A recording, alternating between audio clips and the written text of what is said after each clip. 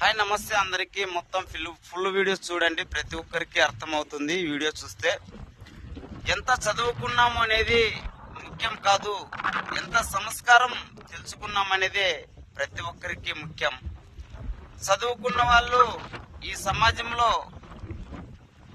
ముక్కల రూపాయి భాగం ఉంటే, చదువు లేని వాళ్ళు రూపాయి భాగం ఉన్నారు. ఎందుకంటే నాలాగా చదువుకోలేక ఇలా గొర్రెలు కాసుకుంటూ చాలా మంది అడవి పొలాల్లో తిరుక్కుంటూ ఒక రైతులుగా మారిపోయారు. అప్పటిలో చదువుకోవాలంటే చదివించడానికి కూడా తల్లిదండ్రులకి డబ్బు లేదు, కనీసం తినడానికే తిండికి లేని పరిస్థితి అప్పటి కాలంలో. అయినా సరే పిల్లలను 10 మందిని 12 మందిని కూడా సాకి పెంచి పెద్ద చేసేవాళ్ళు. ఇప్పటిలో 2 పిల్లల్ని సాకాలంటే కూడా చాలా కష్టం. అటువంటప్పుడు ప్రతి ఒక్క మనిషికి, ప్రతి ఒక్కరూ బాగా కష్టపడి పిల్లలను చదివించాలని కూడా నేను కోరుకుంటున్నా. ఎందుకంటే నేను ఆ రోజు చదువుకుంటే ఈ విధంగా ఈ రోజు గొర్రెలు కాసేవాడినేనా కాదు కదా. నేను 4 అక్షరాలు నేర్చుకుంటే నేను ఒక స్థాయిలో ఎదిగేవాడిని కదా అని నా ఆలోచన అయితే ఇప్పుడు ఉంది, కానీ అప్పటిలో లేదు.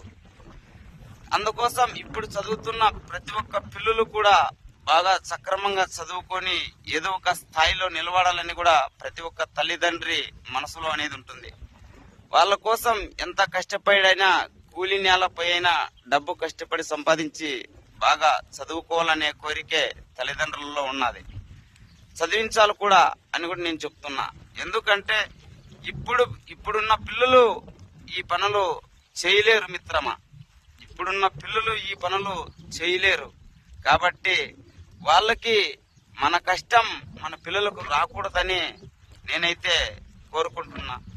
ఎవరైనా సరే చదువుకున్న ప్రతి ఒక్క అబ్బాయి కావచ్చు, ప్రతి ఒక్క అమ్మాయి కావచ్చు, తల్లిదండ్రులు ఇప్పుడు పిల్లల మీద ఆధారపడి బ్రతుకుతున్నారు. కాబట్టి ఖచ్చితంగా పిల్లలైతే కష్టపడి చదివి ఒక తల్లిదండ్రులకి మంచి గొప్ప పేరు తేవాలని కూడా నేనైతే కోరుకుంటున్నా.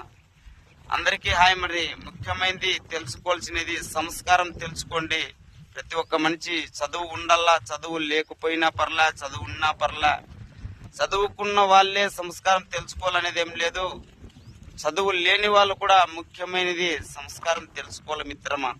అందరికీ హాయ్. మరి మీకు ఈ వీడియో నచ్చితే లైక్ కొట్టండి, షేర్ చేయండి, సబ్స్క్రైబ్ చేసుకోండి. అందరికీ హాయ్. మరి